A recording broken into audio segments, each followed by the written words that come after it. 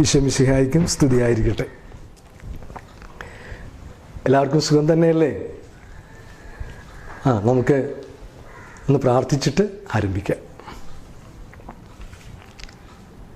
എല്ലാവരും കൈകൾ കൂപ്പി ഈശോയെ ധ്യാനിച്ചുകൊണ്ട്, കാരുണ്യവാനായ ദൈവമേ, അങ്ങയ്ക്ക് ഞങ്ങൾ നന്ദി പറയുന്നു. ഞങ്ങളുടെ ശരീരത്തെയും മനസ്സിനെയും എല്ലാ ഇന്ദ്രിയങ്ങളെയും യേശുവിൻ്റെ തിരുരക്തത്താൽ കഴുകണമേ. ഞങ്ങളെല്ലാവരെയും വിശുദ്ധീകരിക്കണമേ. ആമേൻ.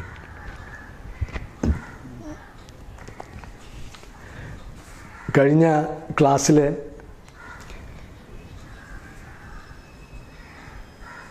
കർമ്മലിത്ത മിഷണറിമാരെക്കുറിച്ചുള്ള കാര്യങ്ങൾ, അവരുടെ പ്രവർത്തനങ്ങളെക്കുറിച്ച് നമ്മൾക്ക് വേണ്ടിയിട്ട് നമ്മുടെ കേരള സഭയെക്കുറിച്ച്, അതിൻ്റെ പ്രവർത്തനത്തിൽ കൂടുതൽ എത്രമാത്രം കർമ്മലിത്ത മിഷണറിമാർ നമുക്ക് വേണ്ടിയിട്ട് ത്യാഗം ചെയ്തു എന്നതിനെക്കുറിച്ചുള്ള ഒരു ഭാഗം നിങ്ങൾ എഴുതി നിങ്ങളുടെ ടീച്ചർമാരെയൊക്കെ ഏൽപ്പിച്ചിട്ടുണ്ടാവുമെന്ന് ഞാൻ വിശ്വസിക്കുന്നു. ഏതായാലും ദൈവം നിങ്ങളെ അനുഗ്രഹിക്കട്ടെ. നമുക്ക് നമ്മുടെ പാഠത്തിലേക്ക് കടക്കാം. കഴിഞ്ഞ ക്ലാസ്സിൽ നമ്മൾ അവസാനമായി പറഞ്ഞത് ഭദ്രവാദോ പ്രൊപ്പഗാന്ത അധികാര തലയുയർത്തിയ ആ സംഭവത്തെക്കുറിച്ചായിരുന്നു. ഡച്ചുകാർ പോർച്ചുഗലിൽ നിന്ന് കൊച്ചി പിടിച്ചപ്പോൾ പോർച്ചുഗലിലുണ്ടായിരുന്ന ആ ഭദ്രവാദോ അധികാരം ഇല്ലാതായി. വീണ്ടും പോർച്ചുഗൽ ഡച്ചുകാരിൽ നിന്ന് തിരിച്ചു പിടിക്കുകയാണെങ്കിൽ, കൊച്ചി പിടിക്കുകയാണെങ്കിൽ, അവർക്കത് വീണ്ടും ഈ ഭദ്രവാദോ അധികാരം കൊടുക്കാമെന്ന് റോം പറഞ്ഞതിനെക്കുറിച്ചായിരുന്നു നമ്മൾ കഴിഞ്ഞ ക്ലാസ്സിൽ അവസാനമായി ചിന്തിച്ചത്. ഇന്ന് നമ്മൾ പഠിക്കാൻ പോകുന്നത്, മനസ്സിലാക്കാൻ പോകുന്നത് ഭദ്രവാദോ അധികാരത്തിൻ്റെ അന്തമാണ്. ഭദ്രവാദോയുടെ അന്തവും ഗോവൻ ശീഷ്മയും. പുതിയ ഒരു വാക്ക് കൂടി നമ്മൾ പഠിക്കുകയാണ്. 19-ാം നൂറ്റാണ്ടിൻ്റെ ആരംഭത്തിൽ ഭദ്രവാദോ പ്രൊപ്പഗാന്ത അധികാര പ്രശ്നം കേരള സഭയിൽ രൂക്ഷമായി. അവസാനം പരിശുദ്ധ സിംഹാസനം ഇടപെടേണ്ടി വന്നു. ആർക്കും അത് തീർക്കുവാൻ പറ്റാത്ത അവസ്ഥ വന്നപ്പോൾ പരിശുദ്ധ സിംഹാസനം റോം ഇടപെട്ടു. 1838 ഏപ്രിൽ 24 മുൾത്ത പ്രക്ലാരെ എന്ന തിരുവെഴുത്ത്, എന്താണ് ആ വാക്ക്? മുൾത്ത പ്രക്ലാരെ എന്ന തിരുവെഴുത്ത് വഴി ഗ്രിഗറി 16-ാമൻ പാർപ്പ ഭദ്രവാദോ അധികാരം താൽക്കാലികമായി നിർത്തലാക്കി. ഭദ്രവാദോ അധികാര പ്രശ്നം തലയുയർത്തിയപ്പോൾ ഭദ്രവാദോ അധികാരം താൽക്കാലികമായി നിർത്തലാക്കി. ഏത് തിരുവെഴുത്ത് വഴി? മുൾത്ത പ്രക്ലാരെ എന്ന തിരുവെഴുത്ത് വഴി ഗ്രിഗറി 16-ാമൻ പാപ്പ ഈ അധികാരം താൽക്കാലികമായിട്ട്, പൂർണ്ണമായിട്ടല്ല, താൽക്കാലികമായി നിർത്തലാക്കി. എന്നാൽ പ്രൊപ്പഗാന്തയുടെ കീഴിൽ അപ്പോസ്തലിക് വികാരിയാത്തുകൾ പലയിടത്തും സ്ഥാപിച്ചു. പ്രൊപ്പഗാന്ത, നിങ്ങൾക്കറിയാമല്ലോ, പ്രൊപ്പഗാന്ത ഈ ഭദ്രവാദോ അധികാരം പറഞ്ഞു കഴിഞ്ഞു. ഏത് രാജ്യത്ത് ചെല്ലുന്നോ അവിടെ വിശ്വാസം പരത്തുവാനും വിശ്വാസം പ്രചരിപ്പിക്കുവാനും അത് വളർത്തുവാനുമുള്ള പ്രത്യേക റോമിൻ്റെ അധികാരമാണ് ഭദ്രവാദോ അധികാരം. എന്നാൽ പ്രൊപ്പഗാന്ത അധികാരം എന്ന് വെച്ചാൽ സഭയുടെ പ്രേക്ഷിത പ്രവർത്തനത്തിൻ്റെ നിർവഹണത്തിന് വേണ്ടിയിട്ട് നേതൃത്വം നൽകുന്ന ഒരു സംഘം, തിരുസംഘം. ഇതിൻ്റെ പ്രവർത്തനങ്ങൾക്ക് വേണ്ടിയിട്ടുള്ള പ്രത്യേക തിരുസംഘത്തെയാണ് പ്രൊപ്പഗാന്ത എന്ന് പറയുന്നത്. അപ്പോൾ ഈ ഭദ്രവാദോ അധികാരം താൽക്കാലികമായി നിർത്തലാക്കിയപ്പോൾ പ്രൊപ്പഗാന്തയ്ക്ക് അധികാരമുണ്ടായി. പ്രൊപ്പഗാന്തയുടെ കീഴിൽ അപ്പോസ്തലിക് വികാരിയത്തുകൾ പലയിടത്തും സ്ഥാപിച്ചു. അക്കൂട്ടത്തിൽ കൊച്ചി കൊടുങ്ങല്ലൂർ രൂപതകളിലെ ഭദ്രവാദോ അധികാരം മാറ്റിയിട്ട് ഓർക്കണം, അതുവരെ കൊച്ചി കൊടുങ്ങല്ലൂരിലേക്ക് ഭദ്രവാദോ അധികാരം ഉണ്ടായിരുന്നതാണ്. അത് നിർത്തലാക്കി. ആ ഭരണാധികാരങ്ങൾ വരാപ്പുഴ വികാരിയത്തിൻ്റെ കീഴിലാക്കി. കൊച്ചിയുടെയും കൊടുങ്ങല്ലൂരിൻ്റെയൊക്കെ ആ ഭദ്രവാദോ അധികാരം വരാപ്പുഴ വികാരിയത്തിൻ്റെ കീഴിലാക്കി. അങ്ങനെയാണ് വരാപ്പുഴയ്ക്കൊരു പേരുള്ളത്. വരാപ്പുഴയ്ക്ക് രൂപതയുടെ മാതാവ് എന്ന വിശേഷണം ലഭിക്കാൻ കാരണം അതാണ്. കൊച്ചിയും കൊടുങ്ങല്ലൂരും അതൊക്കെ ഇതിൻ്റെ വരാപ്പുഴയുടെ ആയപ്പോൾ അത് രൂപതകളുടെ മാതാവായി വരാപ്പുഴ മാറി. തുടർന്ന് തെക്ക് കന്യാകുമാരി മുതൽ വടക്ക് കർണാടകയുടെ അതിർത്തി വരെ, അതായത് സൗത്ത് കാനറ വരെ ഈ പ്രദേശങ്ങൾ, അതിവിശാലമായ പ്രദേശങ്ങൾ നമ്മുടെ വരാപ്പുഴ വികാരിയത്തിൻ്റെ കീഴിലായി. ഇവിടെ മുതലാണ് കന്യാകുമാരി മുതൽ കാനറ, സൗത്ത് കാനറ വരെ. സൗത്ത് കാനറ എന്ന് പറയുന്നത് കർണാടകയുടെ തെക്കേ തീരദേശ ജില്ലയാണ്. അവിടം വരെ ഈ നമ്മുടെ ഇത് വികസിച്ചു. അതത്രയും ഭാഗങ്ങൾ ഇതിൻ്റെ കീഴിലായി. അപ്പോൾ തന്നെ മനസ്സിലാക്കാമല്ലോ, ഇത്രയും ഭാഗങ്ങൾ അവിടെ എല്ലായിടത്തും പ്രവർത്തിക്കണമെങ്കിൽ വളരെയധികം ബുദ്ധിമുട്ടുണ്ടാകും അല്ലേ. അപ്പോൾ ഇതോടെ 2 പ്രശ്നങ്ങൾ ഉടലെടുത്തു. ഒന്നാമത്തെ പ്രശ്നം, ഭദ്രവാദോ അനുഭാവികൾക്ക് ഇത് ഇഷ്ടപ്പെട്ടില്ല. കാരണം എന്താണ്? ഭദ്രവാദോ അനുഭാവികൾക്ക് ഈ അധികാരം പോയപ്പോൾ അവരെ പ്രകോപിതരായി. അവർ പ്രൊപ്പഗാൻഡ മിഷണറിമാരെ ശത്രുക്കളായി കാണാൻ തുടങ്ങി. കാരണം അവരുടെ അധികാരം കൂടി ആര് ചെയ്യുന്നു? പ്രൊപ്പഗാൻഡ മിഷണറിമാർ ചെയ്യുന്നു. ഇത് ഇവർക്ക് വളരെ വിഷമമുണ്ടാക്കി, പ്രശ്നങ്ങളുണ്ടാക്കി. അങ്ങനെ സഭയിൽ പിളർപ്പിന് ഇടയാക്കി. സഭയിൽ പിളർപ്പിനിടയാക്കിയ ഒരു വലിയൊരു സംഭവമാണ് പ്രൊപ്പഗാൻഡ അധികാരം മാറ്റിയത്. ഗോവൻ ഭദ്രവാദയുടെ കീഴിലുണ്ടായിരുന്ന ആളുകൾക്ക് പ്രൊപ്പഗാൻഡയ്ക്ക് വിരുദ്ധമായി പെരുമാറാൻ തുടങ്ങി. ഓർക്കുക, ഗോവൻ ഭദ്രവാദയുടെ കീഴിലുണ്ടായിരുന്നവർ പ്രൊപ്പഗാൻഡയ്ക്ക് വിരുദ്ധമായി പെരുമാറാൻ തുടങ്ങിയ ആ സംഭവമാണ് ഗോവൻ ശീഷ്മ എന്നറിയപ്പെടുന്നത്. ഒന്നുകൂടി പറയാം, എന്താണ് ഗോവൻ ശീഷ്മ? ഭദ്രവാദ അധികാരം നിർത്തലാക്കിയപ്പോൾ ആ അധികാരം കൂടി പ്രൊപ്പഗാൻഡയ്ക്ക് കൊടുത്തപ്പോൾ, ആ പ്രൊപ്പഗാൻഡ സംഘത്തിന് അത് കൊടുത്തപ്പോൾ ഭദ്രവാദോ അനുഭാവികൾക്ക് പ്രൊപ്പഗാൻഡ അനുഭാവികളോട് വെറുപ്പുണ്ടായി, വിദ്വേഷമുണ്ടായി. അങ്ങനെ സഭയ്ക്ക് പിളർപ്പുണ്ടായി. ഇതാണ് ഗോവൻ ശീഷ്മ, അല്ലെങ്കിൽ ഇൻഡോ ലൂസിത്താനും ശീഷ്മ എന്നറിയപ്പെടുന്നത്. എന്താണ് ആ ശീഷ്മ എന്ന വാക്കിൻ്റെ അർത്ഥം? അതുകൂടി നമ്മൾ മനസ്സിലാക്കിയാലേ ആ സംഭവത്തിൻ്റെ പൂർണ്ണമായിട്ട് നമുക്ക് വ്യക്തതയുണ്ടാകുകയുള്ളൂ. ശീഷ്മ എന്ന് വെച്ചാൽ സഭാമക്കളായിരുന്നിട്ടും സഭയോടുള്ള ഐക്യത്തിൽ നിന്നും സ്നേഹത്തിൽ നിന്നും വിഘടിച്ച് നിൽക്കുക. സഭാമക്കളാണെന്ന് ഓർക്കണം. 1, സഭാമക്കളായ ആരാണെങ്കിലും അവരെ സഭയുടെ ഐക്യത്തിൽ നിന്നും സ്നേഹത്തിൽ നിന്നും വിഘടിച്ച് നിൽക്കുന്നതിനെയാണ് ശീഷ്മ എന്ന് പറയുന്നത്. അങ്ങനെയെങ്കിൽ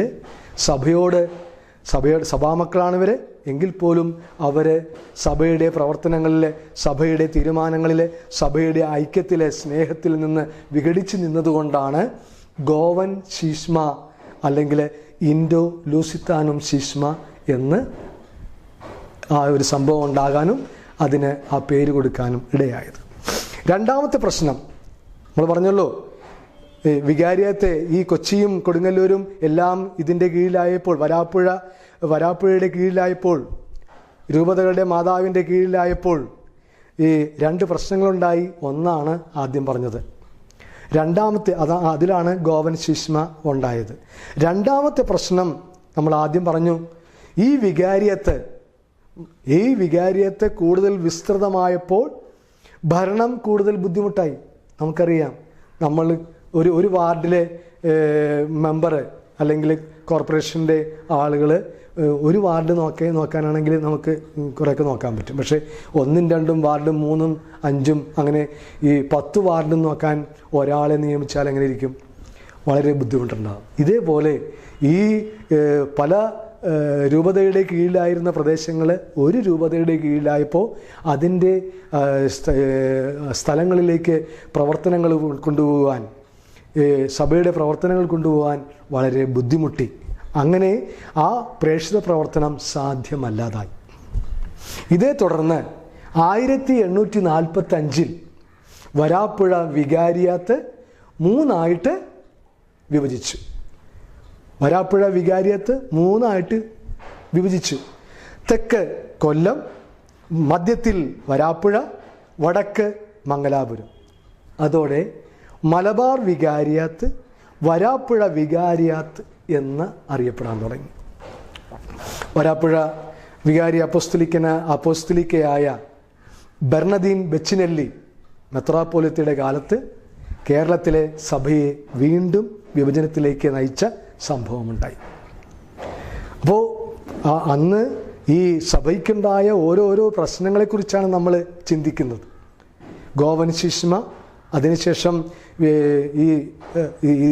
ഈ സ്ഥലങ്ങളുടെ കൂടുതൽ വിപുലമായപ്പോൾ അവിടേക്ക് ഭരണകാര്യങ്ങൾ അല്ലെങ്കിൽ സഭയുടെ പ്രവർത്തനങ്ങൾ കൂടുതൽ കൊണ്ടുപോകാൻ ബുദ്ധിമുട്ടായപ്പോൾ അത് 3 തിരിച്ചു. കൊല്ലം, വരാപ്പുഴ, മംഗലാപുരം. അതിൽ വരാപ്പുഴ വികാരി അപ്പോസ്തലിക്കയായിട്ട് ബെർണദീൻ ബെച്ചിനെല്ലി മെത്രാപ്പോലിത്തയുടെ കാലത്താണ് കൂടുതലും സഭയിൽ വീണ്ടും പ്രശ്നങ്ങൾ ഉണ്ടാകാൻ ഇടയായത്. അത് ഗോവൻ ശിശ്മ എന്ന് നേരത്തെ അറിയപ്പെട്ടിരുന്നെങ്കിൽ ഇത് വേറൊരു പേരാണ് വരുന്നത്, റോക്കോസ് ശിശ്മ. റോക്കോസ് ശിശ്മ എന്താണെന്ന് നമുക്കറിയാം. നമുക്കറിയാമല്ലോ, മൽപ്പാന്മാർ, കത്തനാർ അല്ലേ, മൽപ്പാന്മാർ പരിശീലനം നൽകിയ വൈദികാർത്ഥികൾക്ക് വൈദിക പട്ടം നൽകാൻ ബെർണദീൻ ബെച്ചിനെല്ലി സമ്മതിച്ചില്ല. അതിന് കാരണമുണ്ട് കേട്ടോ. ഒരു മൽപ്പാൻ്റെ കീഴിൽ ഒരു വൈദിക വിദ്യാർത്ഥിയുടെ പഠനം പൂർത്തീകരിച്ചാൽ എങ്ങനെയിരിക്കും? നമുക്കറിയാലോ, നിങ്ങൾക്കറിയാമോ, നമ്മുടെ വൈദികർ അവർ ഈ വൈദിക പട്ടം സ്വീകരിക്കുവാൻ വേണ്ടിയിട്ട് പഠിക്കുമ്പോൾ അവർ 10-13 വർഷം പഠിക്കുമ്പോൾ ആ വർഷത്തിൽ ആദ്യം സെമിനാരിയിൽ ചേരുമ്പോൾ അവിടെ കുറച്ച് വർഷം, പിന്നീട് ഫിലോസഫി, തിയോളജി ഇങ്ങനെയൊക്കെ പഠിക്കുമ്പോഴൊക്കെ പല പല ഡയറക്ടർമാരുടെയൊക്കെ കീഴിലാണ് അതെല്ലാം പഠിക്കുന്നത്. അപ്പോൾ സഭയുടെ ആ ചിട്ട അനുസരിച്ച് പലരുടെയും ശിക്ഷണത്തിൽ, എന്നാൽ സഭയ്ക്ക് ഒരു ഏകീകരണമുണ്ട്. അങ്ങനെ പഠിച്ച് പൂർത്തിയാക്കുന്നതാണ് നമ്മുടെ വൈദിക പട്ടം. ഇത് ഒരു മൽപ്പാൻ തന്നെ വൈദികാർത്ഥികൾ എന്ന് മനസ്സിലായല്ലോ, വൈദികരാകാൻ പഠിക്കുന്ന കുട്ടികളെയാണ് വൈദികാർത്ഥികൾ. ഈ വൈദികാർത്ഥികൾക്ക് വൈദിക പട്ടം നൽകാൻ സാധ്യമല്ല. കാരണം ഒരു മൽപ്പാൻ തന്നെയാണ് എല്ലാം പഠിപ്പിക്കുന്നത്. ബെർണദീൻ മെത്രാപ്പോലിത്ത ഇതിന് സമ്മതിച്ചില്ല. കാരണം പറഞ്ഞു, ഒരു മൽപ്പാൻ തന്നെ എല്ലാ കുട്ടികളെയും ഈ വൈദിക പട്ടം പൂർത്തിയാകുന്നവരെ പഠിപ്പിക്കാൻ സമ്മതിച്ചില്ല. അങ്ങനെയുള്ളവർക്ക് വൈദിക പട്ടം കൊടുക്കരുതെന്നാണ് ഈ ബെർണദീൻ മെത്രാപ്പോലിത്ത നിഷ്കർഷിച്ചത്. അതിനാൽ ഏൽത്തുരുത്ത്, തൃശ്ശൂർ ഉള്ള സ്ഥലമാണ് ഏൽത്തുരുത്ത്, വാഴക്കുളം, മാന്നാനം, വരാപ്പുഴ എന്നീ സെമിനാരികളിൽ പഠിച്ച വിദ്യാർത്ഥികൾക്ക് മാത്രമേ പട്ടം കൊടുക്കൂ എന്ന് മെത്രാപ്പോലിത്ത നിഷ്കർഷിച്ചു. ഇത് വകവയ്ക്കാതെ ഏതാനും വൈദികാർത്ഥികളെയും കൊണ്ട് ചില മൽപ്പാന്മാർ കൽദായ പാത്രിയാർക്കിസിൻ്റെ അടുത്ത് ചെന്നു. അവിടെ രക്ഷപ്പെടുമെന്ന് ഓർത്ത, പക്ഷെ കൽദായ പാത്രിയാർക്കിസ് അവരെ അടുപ്പിച്ചില്ല. എങ്കിൽ തങ്ങളുടെ കാര്യങ്ങൾ നോക്കാൻ പറ്റുമെന്ന് അവരെ ശടിച്ചുകൊണ്ട് തന്നെ അവരെ സിറിയൻ മെത്രാൻ്റെ അടുക്കലേക്ക് ചെന്നു. അങ്ങനെ ഞങ്ങളുടെ കാര്യം നോക്കാൻ ഒരു സിറിയൻ മെത്രാനെ വേണമെന്നായി. ചില സ്ഥാപിത താല്പര്യങ്ങൾ മുൻനിർത്തി 1861 മെയ് 9 കൽദായ പാത്രിയാർക്കീസ് റോമിനെ ധിക്കരിച്ച് റോക്കോസിനെ മെത്രാനായി വാഴിച്ച് കേരളത്തിലേക്ക് അയച്ചു. നിങ്ങൾ മനസ്സിലാക്കണം, റോമിനെ ധിക്കരിച്ച് കൽദായ പാത്രിയാർക്കീസ് റോക്കോസ് എന്ന വൈദികനെ മെത്രാനായി അഭിഷേകം ചെയ്തിട്ട് കേരളത്തിലേക്ക് അയച്ചു. അങ്ങനെ കേരളത്തിലേക്ക് വന്ന റോക്കോസും കൂട്ടരും ഇവരുടെ വ്യാജ പ്രചാരണങ്ങൾ സഭയ്ക്ക് വീണ്ടും വിഘടനത്തിന് ഇടയാക്കി. പക്ഷേ റോക്കോസിൻ്റെയും മറ്റു കൂടെ ഉണ്ടായിരുന്നവരുടെയും പ്രവർത്തനങ്ങൾ നമ്മുടെ പല വിശ്വാസികളെയും പലരെയും അതിലേക്ക് ആകർഷിച്ചു. അവർ റോക്കോസിനെയൊക്കെ അംഗീകരിച്ചു. പിന്തിരിപ്പിക്കാനുള്ള പല ശ്രമങ്ങളുണ്ടായി. എല്ലാ മാർഗങ്ങളും നിഷ്ഫലമായി. അപ്പോൾ ഇതിനെ എങ്ങനെയെങ്കിലും ഇത് മാറ്റണം. ഈ റോക്കോസിൻ്റെ പ്രവർത്തനങ്ങൾ കേരള സഭയെ വളരെയധികം പ്രശ്നങ്ങൾ ഉണ്ടാക്കുമെന്ന് മനസ്സിലാക്കി പാപ്പായുടെ നിർദ്ദേശപ്രകാരം ബെർണദീൻ മെത്രാപ്പോലിത്തെ റോക്കോസിനെ മഹറോൻ ചൊല്ലി. എന്താണ് ചെയ്തത്? ബെർണദീൻ മെത്രാപ്പോലിത്ത റോക്കോസിനെ മഹറോൻ ചൊല്ലി. കാരണം പറഞ്ഞിട്ട് കേൾക്കുന്നില്ല, അനുസരണയില്ല, റോമിനെ ധിക്കരിച്ച് ചെയ്ത പ്രവർത്തനങ്ങൾ കൊണ്ട് റോക്കോസിനെ മഹറോൻ ചൊല്ലി. മഹറോൻ എന്ന വാക്ക് നിങ്ങൾ കേട്ടിട്ടുണ്ടോ? മഹറോൻ എന്താണ്? മഹറോൻ എന്നുള്ള വാക്ക് സഭാപരവും കൂദാശപരവുമായ കർമ്മങ്ങൾ ചെയ്യുന്നതിലും സ്വീകരിക്കുന്നതിലും നിന്നുള്ള വിലക്കാണ് മഹറോൻ. സഭാപരവും കൂദാശപരവുമായ കർമ്മങ്ങൾ ചെയ്യുന്നതിലും സ്വീകരിക്കുന്നതിലും നിന്നുള്ള വിലക്ക് അത് ഏർപ്പെടുത്തി. അതാണ് മഹറോൻ. ഈ റോക്കോസിനെ മഹറോൻ ചൊല്ലി. റോക്കോസ് ഇതുകൊണ്ട് അടങ്ങുക? റോക്കോസ് ഇതുകൊണ്ടും അടങ്ങില്ല. അദ്ദേഹം വീണ്ടും സഭയിൽ പ്രശ്നങ്ങൾ ഉണ്ടാക്കാൻ വേണ്ടിയിട്ട് ശ്രമിച്ചു. ഒടുവിൽ റോക്കോസിൽ നിന്ന് വിശ്വാസികളെ രക്ഷിക്കാൻ വേണ്ടിയിട്ട് സുറിയാനിക്കാർക്ക് കൂടി ഇഷ്ടപ്പെട്ട സമ്മതനായ ചാവറ ഏലിയാസ് കുര്യാക്കോസ് അച്ഛനെ നിയോഗിച്ചു. ചാവറ കുര്യാക്കോസ് ഏലിയാസ് അച്ഛനെ നിയോഗിച്ചു. അങ്ങനെ ബെർണദീൻ മെത്രാപ്പോലിത്തയുടെ നേതൃത്വത്തിൽ ചാവറ കുര്യാക്കോസ് അച്ഛനും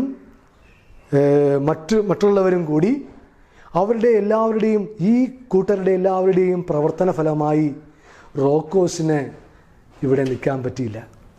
അദ്ദേഹം 1862 മാർച്ചിൽ ഈ സ്ഥലം വിടേണ്ടി വന്നു. റോക്കോസ് കേരളം വിട്ട് പോകേണ്ടി വന്നു.